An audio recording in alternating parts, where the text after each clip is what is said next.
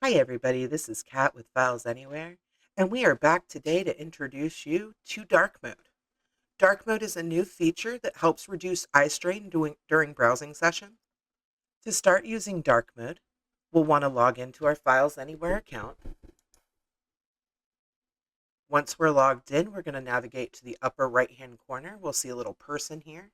If you hover over it, it says My Profile. Click on that. Then we're going to select My Account. From My Account, we're going to want to go over to Settings, drop that down, and then we're going to select User View.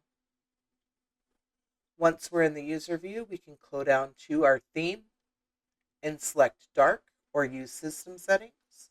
System Settings will use the window default settings, and this will switch just FilesAnywhere to dark mode. So if we update our User View, see, it'll go dark, and we are now in dark mode. All right, and that is the end of our video for today. If you have any other questions or you'd like to schedule a demo, you can get more information at filesanywhere.com, or you can contact us at 1-888-661-6565, and we can answer any questions.